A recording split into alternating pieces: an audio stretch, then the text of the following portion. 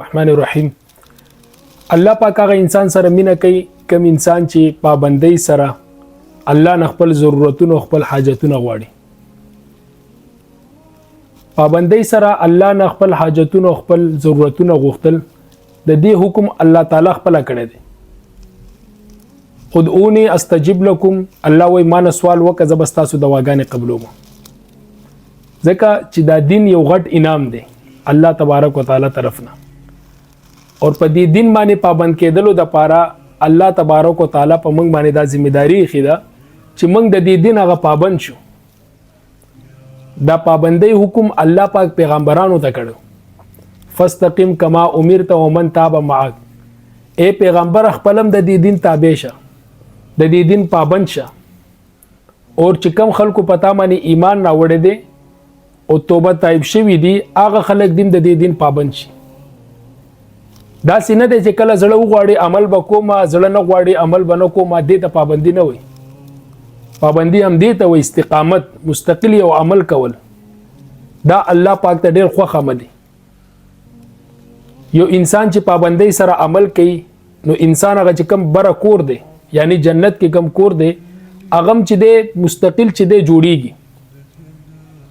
څنګه چې انسان دنیا کې کور جوړي وغه کور جوړېدل نه مخکې انسان چې دی وسپنه راوړي سیمټ راوړي خاوره شګه کاړي مزدوران دا ټول راشي هغه میټیریل مخکې نه موجود نه هغه کور جوړیږي. دغه رنګ چې انسان عمل کوي هغه عمل برزي بره چې کم انسان هغه جنت کې کور دی هغه کور جوړیږي. ځکه چې حدیث کې دا خبره ده چې جنت خو یو میدان دی یو خالی پلاټ دی. انسان هغه عمل الته چې دی هغه د پاره هغه کور جوړیږي. به چې کله هغه کور تیار شي په جنت کې انسان زندگی پوره شي الله پاک هغه انسان خپل طرف ته راوړي ورته وایي چې ستا غلا کور دا جوړ شو ستا د جنت تیار شو. نو کم چې فرایض دي هغه خو لازم دي واجبات هم لازم دي هغه په هر صورت کې کوو. دین علاوه چې کم نوافل دي د ته زائد ویل شي د دې هغه پابندي کول مستقل طور باندې کول. حضرت علی رضی الله تعالی عنہ فرماوي چې کله ما حضرت فاطمه تسبیحات فاطمه باره کې واوریدل نو ما دې هغه پابندي شروع کړو کله مال قضایی رانه لپدې کې. اور پیغمبر علیه الصلاۃ والسلام حضرت علی رضی الله تعالی عنہ ته حضرت فاطمه رضی الله تعالی عنها ته ټول امت ته د دې ترغیب ورکړي دي او د دې هغه حساب لګول دي چې هر موز نه بعد درې دې زله چې دې سبحان الله درې دې زله الحمدلله سلور دې زله الله اکبر دا سل کلمات شو. 15 وخت مونږ دې 1500 زله شو او د کېدل نه مخکې ویل مشپک 100 زله اور یو کلمې معنی لس نه کې نه ملاويږي نو دا شپک 100 شو شپک زره نه کې نه شولې. حضرت علی رضی الله تعالی عنہ فرمایي ما نه کلم پدې کې قضایی نه ده شوی حالکه فرض نه دی واجب نه دی.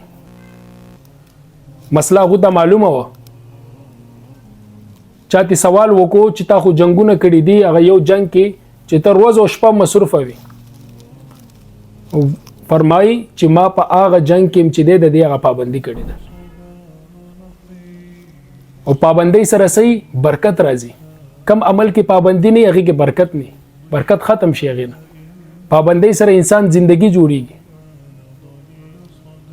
حضور صلی الله علیه وسلم بچ کله یو عمل شروع کو صحابه کرام رضوان الله علیهم اجمعین فرمایي چې موږ به ویل چې حضور صلی الله علیه وسلم به همیشه دا عمل کوي کله به نه پریدي.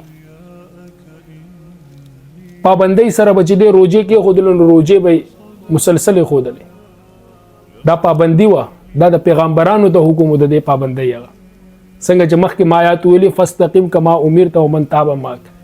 اے پیغمبر خپلم په عمل کوا خپلم پابند اوسېګا او دې چې کم خلکو چې د کفر نه بعد توبه تایب شوی دي هغه چې د دې دین پابند ک. حضرت موسی علیہ السلام حضرت هارون علیہ السلام الله پاک هغه د دې دین پابند کړو چې کله فرعون له دعوت ورکو فرعون به خبره نه منله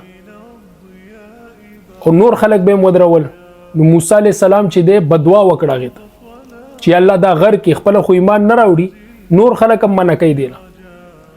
هارون علیہ السلام په امین ویلي او الله پاک هغه دعا قبول کړه.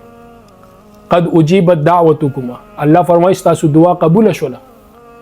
فاستقیم، تاسو په دې دین باندې پابند اوسئ. دانو چې الله پاک ویل چې تاسو دعا قبول شو، اوس به دا فرعون غر کیږي، نو تاسو دعوت او مهنت کار سلويخ کاله پر علما فرمایي چې وکو موسی عليه السلام سلويخ کال نه بعد الله پاک فرعون غر کو. نو د دې پابندۍ حکم الله پاک پیغمبرانو ته کړو او دې امت ته کړی دی. په ټولو باندې چې کم کار کې پابندي، هغه پابندي دې ته سوی استقامت. استقامت الله پاک ته کم عمل دی خو چې دې هغه کې چې دې پابندي، الله پاک دې موږ له دې باندې عمل کولو توفیق راکړي.